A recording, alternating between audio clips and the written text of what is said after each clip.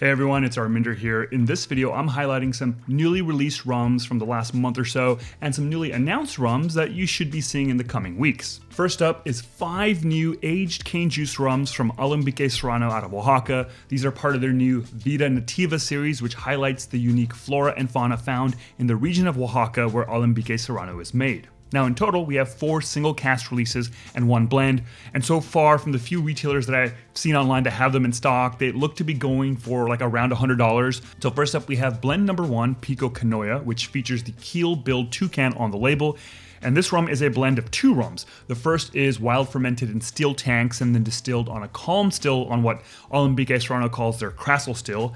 The rum is aged 25 months in new French oak and then finished 4 months in a red wine cask. Now the second rum in the blend is also wild fermented, but this time in pine vats, and then it's distilled on a copper alembic pot still. It's aged 28 months in new French oak and then finished 3 months in a red wine cask. No idea how much of each of the 2 rums make up the final blend, but it is bottled at 57.7% ABV, and in total, 574 bottles were produced. The next release is single cask number 1, Cañamazo, which features the Cahoba arborea, which is a large tree that grows up to 80 feet and has these really kind of cool, interesting looking kind of dangling red and black fruits on them.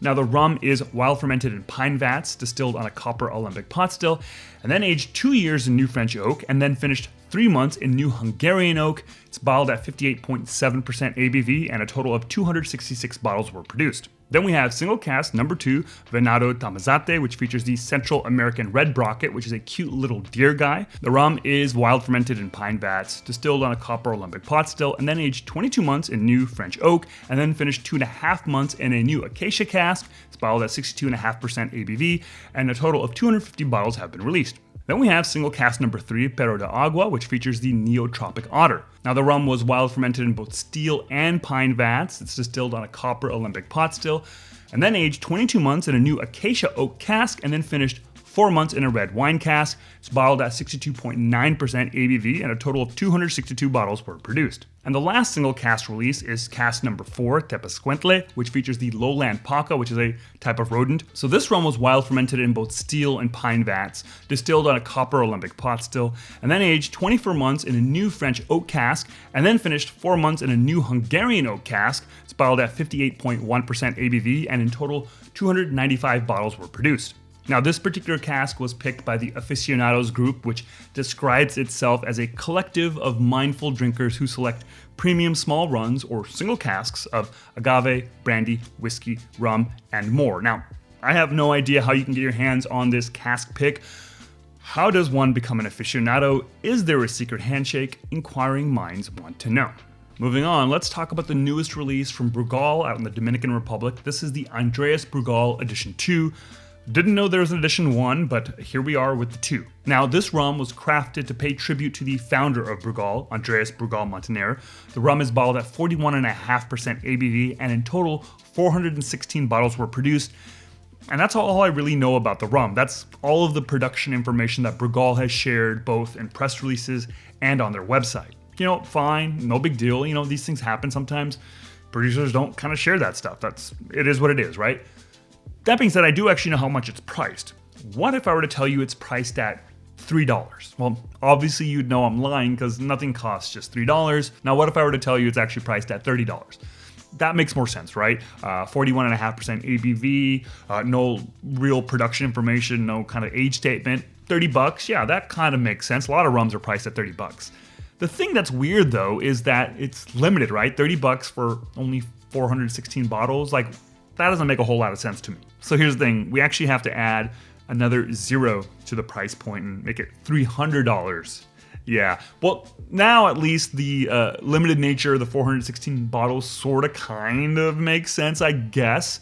Though that $300 price point makes no sense with the ABV, in my personal opinion. 41.5% ABV for $300, that sucks. Now, in Brugal's defense, for the $300, you also get a kind of bespoke travel-inspired case. There's a red coin of some kind that comes with it, a map of America, but also a hand-blown crystal decanter and some glasses. So I guess that sort of kind of helps kind of take the sting out of the price point, I guess. Okay, so moving on from this release, we've got 3 new rums from, hey, actually, you know what? You know how I said the Brugal was $300? Well, I lied. It's actually $3,000. Yeah, $3,000 for 41.5% ABV rum. 41.5% ABV alcohol by volume for $3,000. So when you get such a huge disparity between like the price and the ABV, I actually think we need to use a whole different measurement. I think instead of ABV, we need to use WBV, water by volume, because you're paying $3,000 for 58.5% water by volume. Almost 60% of this bottle is water, right? So 60% water, $3,000. Like, that doesn't make sense to me. Now, for $3,000, you get absolutely zero detail on how long it's been aged, or really any other production detail.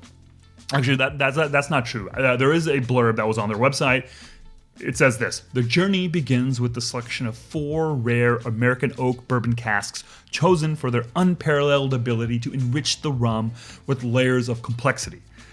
Folks, that means absolutely nothing. It's just marketing talk. It doesn't tell you anything. Now, sure, I have gone on record as saying I don't really care how much a rum is aged. I just care if it tastes good, right? And that's always going to be the case.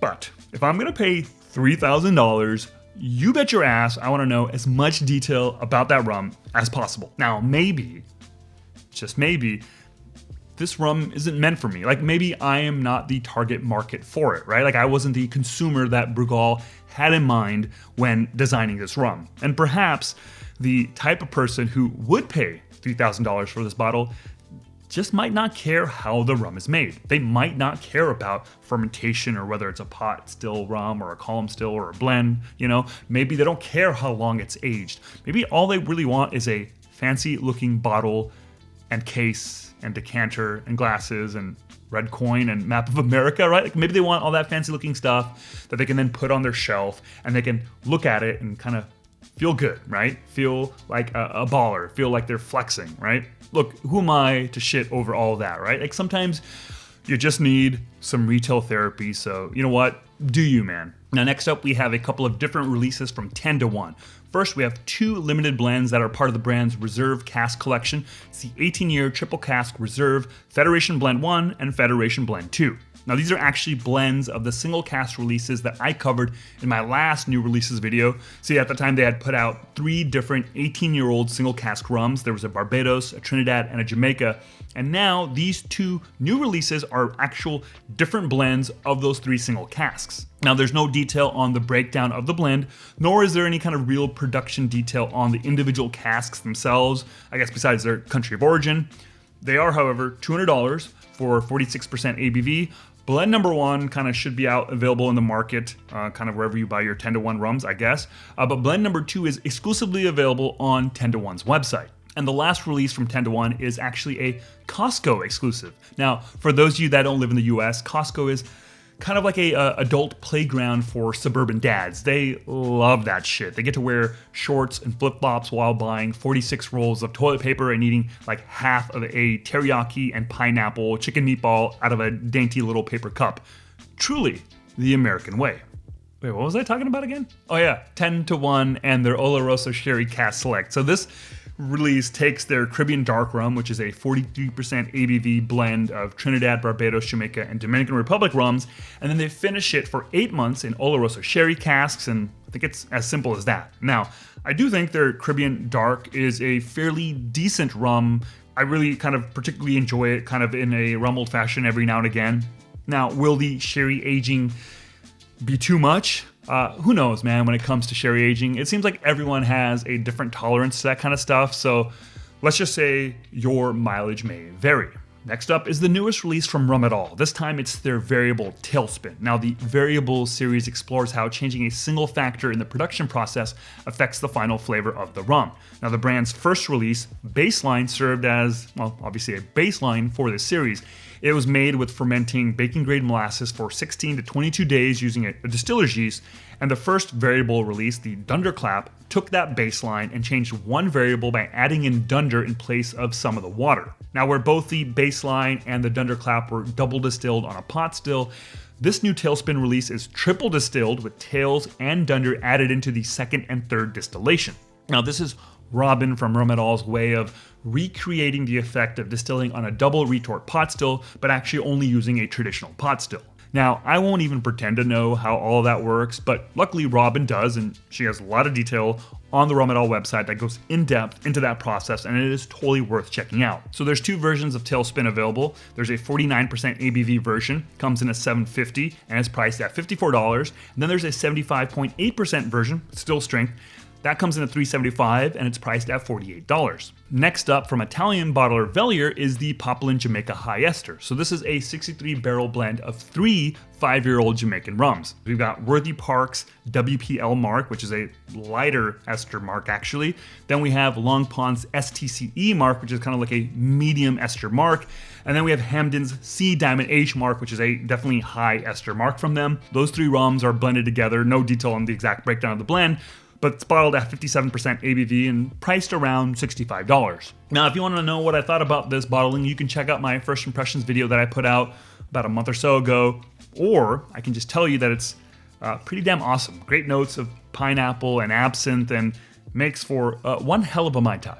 Next up is another release from Velier. It's their Habitation Velier Hampden release, which is actually a collab with importer PM Spirits and distributor Prestige LaDroit. Now, back in July of 2022, folks from PM Spirits, Prestige, and Lemesine and Velier visited Hampden Estate and worked on creating this unique 10 cask blend of different marks and vintages. So the blend breaks down like this. There are 5 casks of 2-year-old LFCH. LFCH is, I think, is the second lowest mark in terms of esters. Then there's 4 casks of 4-year-old L Rock. I think L Rock is the 3rd lowest. And then there's 1 single cask of Diamond H, aged 5 years. Diamond H, I think, is like a middle mark. It's bottled at 60% ABV, and also it's important to note that it's only going to be available in New York, Washington, D.C., Maryland, and Delaware, as that's the area where PM Spirits and Prestige kind of do their whole distribution thing. Now, if you are curious about the rum, I do have a first impressions video where I tried a sample of it for the first time. I did this about like a month ago. You can check it out here or over here. Now, the last rum I want to talk about in this video is actually not a new rum. It's actually a rebrand. It's Santa Teresa's 1796.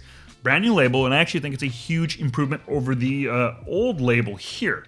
The 1796 numbering really pops on the new label, makes it stand out, and I think that's obviously really important kind of for the brand. Now, the other obvious thing besides just the numbers being bigger is the addition of the blue on the label. You know, this feels in comparison kind of flat, and the blue I think adds a little dimension. And I think it's kind of nice that now this new label kind of aligns and matches with the labels on the 2 cask finish releases that Santa Teresa had put out over the last like 2 years, the Scotch finish and the coffee finish. It's nice to kind of have consistency across the range. The only real nitpick I have with the new label is the triple aged wording on the label. Previously it just said Solera rum, but now it says triple aged Solera rum, and I don't know, that kind of rubs me a little the wrong way. Yeah, I know that like Santa Teresa says they have 3 different distinct stages of aging, which I guess they do. There's traditional cask aging, then the Solera aging process, and then some vat aging where those kind of rums from the Soleras are blended together. But I don't know, I just feel like the general consumer's not gonna know all that. And so when they see triple age, they're gonna, I don't know, it almost implies that there's more aging than there actually is by using that terminology, you know, without actually giving any kind of years. So I don't know, that kind of rubs me a little the wrong way. I don't know, maybe I'm just being paranoid, but I wish they had just kept the Solera rum instead. Anyways, that is it for this video. I am curious, were there any rums that I highlighted that you're planning on getting? Let me know by leaving a comment down below.